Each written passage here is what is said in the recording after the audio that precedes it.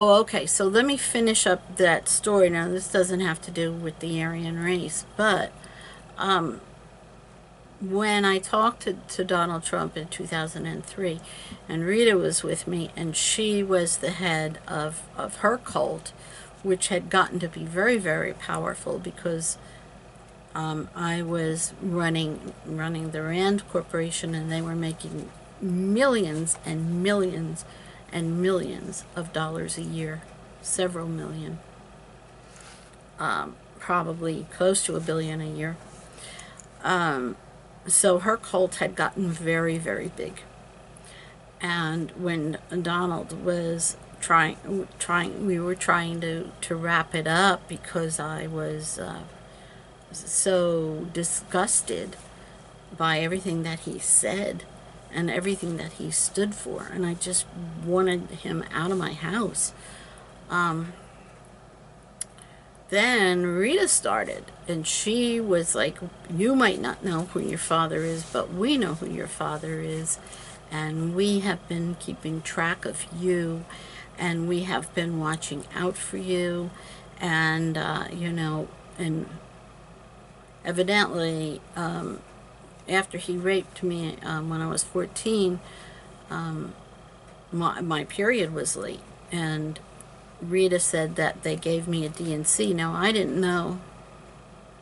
I didn't remember that that was Trump until just recently.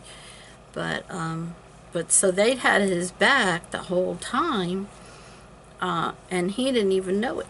Like, his mother didn't realize there were other people in the cult who had migrated to America as well. So that's when he hooked his cult, his church, and Rita's church got together that day, and that was in 2003, and that is how he was able to win by such a large margin. They were able, he had already found people to help him to cheat on the general election. And then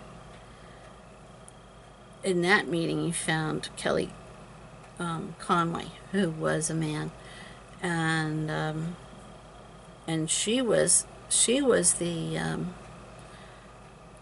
mastermind behind fixing polls and fixing elections, and so that's how that happened. But yeah, but Rita was like so impressed that he was Hitler's son that she was just gushing all over him, and to the point that I said, "Don't be so impressed." But he doesn't realize that he's so insane that he doesn't realize that he's insane. And he won't accept the idea that his mother could have been wrong. When during our conversation, he admitted to know, like, when he would say these things, I would say, "Well, don't you realize, like your mother was saying that only 100 Jews were killed," and he asked me how many were really killed, and I said 6 million, and he said, "Way to go, Mom." But I thought, don't you know that so if your mother told you 100 and it's really 6 million, doesn't that kind of prove to you that she might have been lying to you about, and if she lied to you about that, that she might have lied to you about other things? And then he would just say he should kill me for that, and if his mother was here, I'd already be dead, and things like that, because he won't accept the idea that his mother was insane and lied to him about everything, pretty much everything. And his ideas about the world are so focused with this woman who was his mother, because he wasn't allowed to go out of the house. He wasn't allowed to go to school. He wasn't allowed to play with other children. She never kept any of the babies that were born after him because they were all girls, and she didn't like girls, and girls were good for nothing and worthless. And he would say that to me every once in a while. Girls are good for nothing and they're worthless, and he doesn't like the way they talk and all this stuff. And I would say, Donald, do you realize that I'm a girl?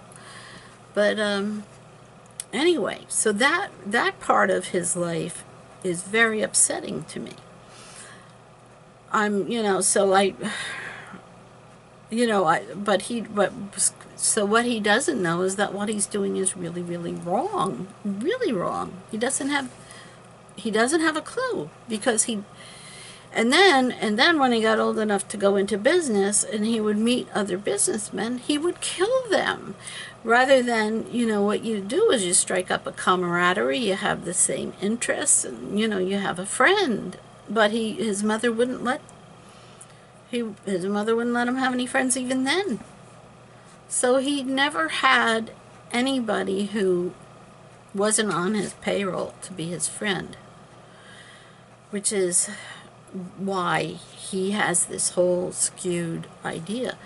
And one thing I should close with saying, one thing that one of the henchmen who came into my house, who had 7 guns on him, they were very proud every time I said something that they didn't like, of saying how many guns they had brought into my house and how many guns were outside of my house, pointed at my house.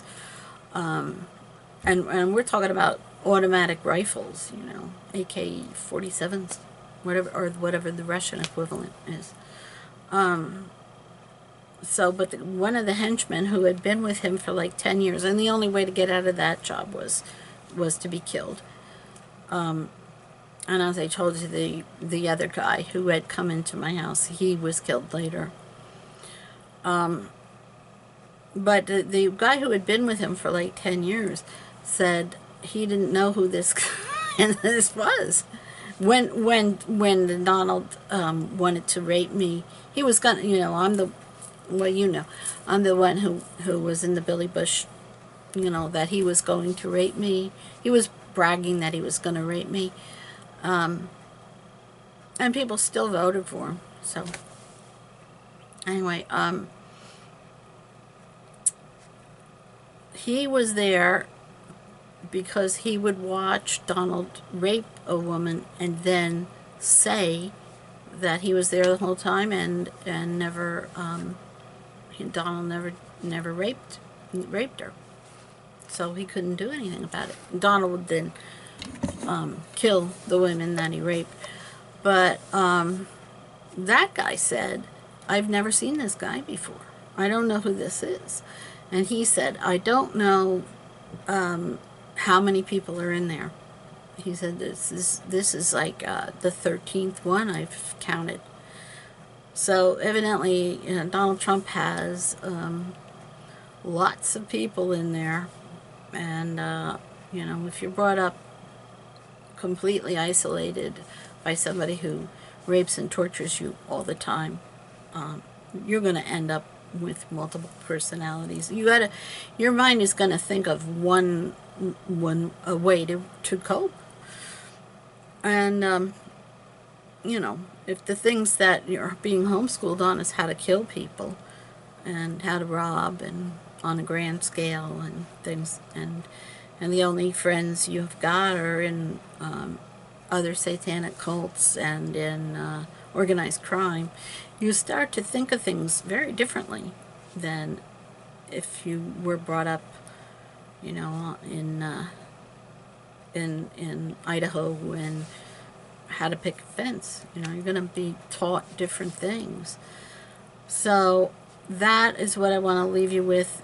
He's got 13, let's say 13 people, personalities that come out. And the reason why, I think in part the reason why he told me all this stuff was he was bragging. I know that Rita was thrilled. She, so the bragging wasn't falling on deaf ears. I think that he realized that he must have realized that there was something else going on with the Rand Corporation, that there was something satanic about it, and thinking that since I was the head, that I was the one who was satanic. But it was Rita who was the one who was satanic, and all his stories about killing people and raping and killing women, and all the stealing, all the Jew. I mean, like, all those stories. She was like thrilled. She was thrilled because all her life, and she was. Let's see, I was 51, 50. Anyway, around 50. So she was about 55, and all her life she was waiting for him because she knew he was Hitler's son and she wanted to serve him. And that was like, because she's a woman, that's what women do in the cult. They serve their man. And